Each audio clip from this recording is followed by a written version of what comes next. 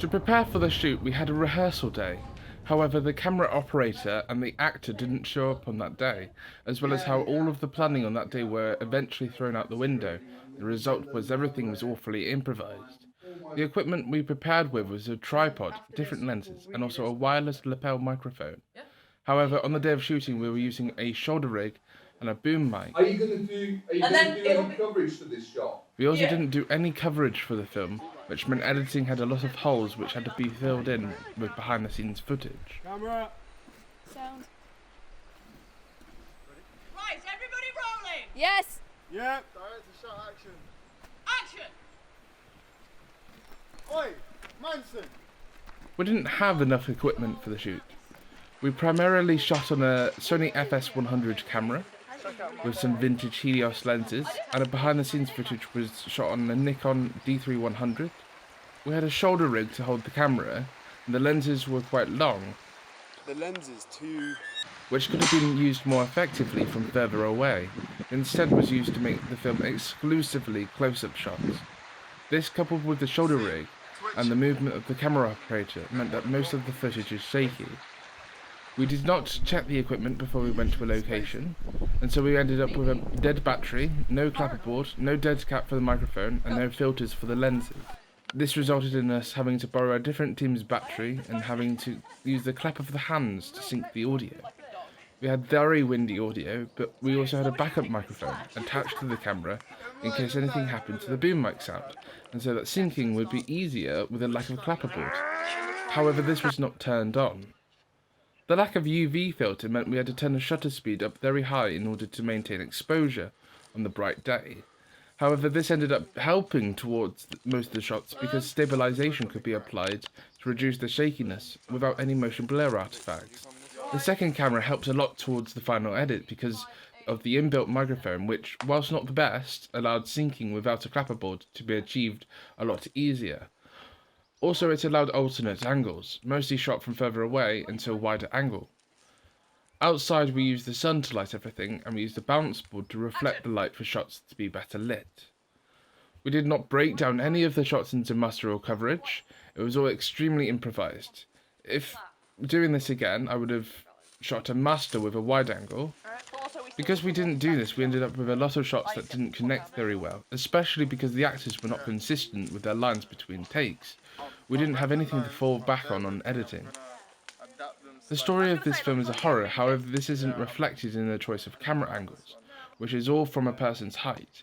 There aren't particularly any high or low angle shots, and there wasn't any consideration for the piece. In editing, I made it look like an old black and white movie, complete with opening credits, which allowed me to have no credits at the end of the movie. However, this was achieved in post. We shot all of the first scene on day 2, and the rest of the film on day 1. This was to allow us to go back to the location and to do any reshoots. However, we didn't review any of the footage, and also half of the crew overslept and wanted to leave as soon as possible. Continuity-wise, we had the sunglasses that Michael picked up at the end of scene 1 continue throughout the film, and even when we expected it to fall off during the fight scene, they stayed on. Benedict had his script in his back pocket for the first take, so instead of reshooting the first take, we had that for the rest of the film. The location was changed for the phone conversation in scene 1. I can't wait to Instead edit this of together. some kind of twisty valley, it was a village. However, the script was not changed to accommodate this. A lot of the sound problems were caused by the positioning of the boom mic, which most of the time was too far away to get a good sound quality, or especially by the river, it could have been positioned down lower and also pointing upwards at the actor speaking. So instead of capturing the sound of Why'd the you water. do this, man?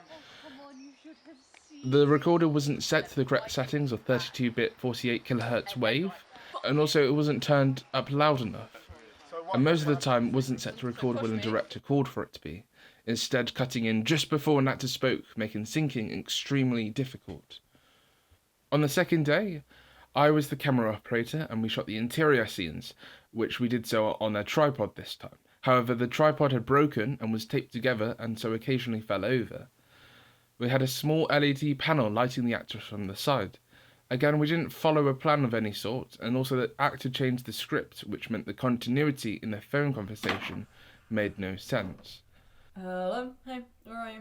Yeah, I may be, considering I'm in the middle of fucking nowhere. And so I had to dub it over with some additional dialogue recording done on a later date to make it more clear. Hello? Hey. You hear you? Yeah, I may be, considering I'm in the middle of... Okay, I'll come meet you at the bridge. You can find that, can't you? I'm not Charles Manson. Come on. As I have already said, the syncing of the video and the audio was extremely difficult, as well as trying to work out which shots are for which scene and take. Because of this, I spent over a week just managing the data, and I created a spreadsheet with all the file names, and the scenes and the takes, as well as some notes and color coding it accordingly to the usability of the footage. Notably, there was a lot in the black which represents footage, whether video or audio, that was not recorded, as well as behind the scenes file names that correspond with the main recordings to aid with better editing, and also for this behind the scenes. And in some cases, it is the only video or audio for a piece.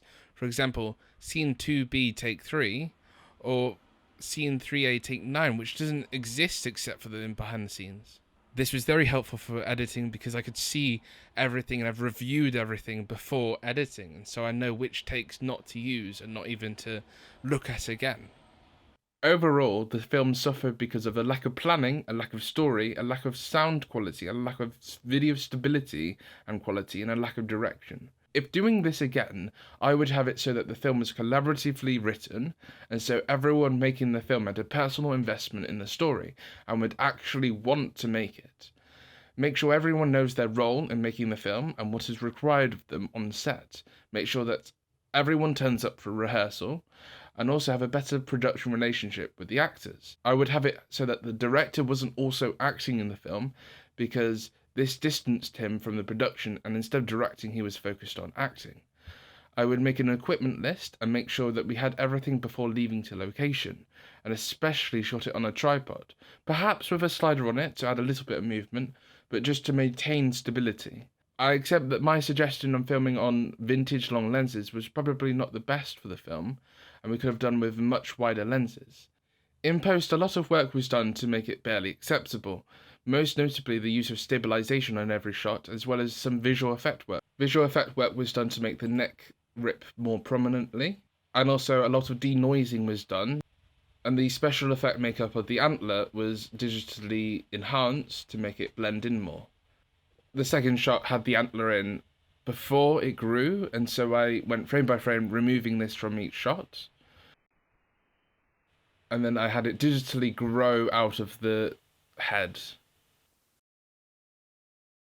And this again was blended in a bit more.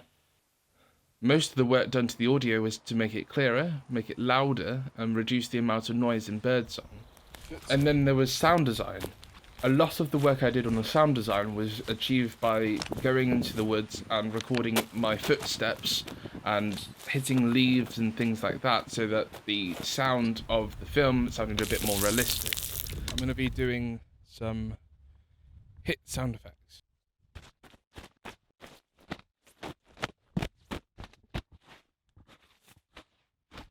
I think that's enough of that. Fuck you!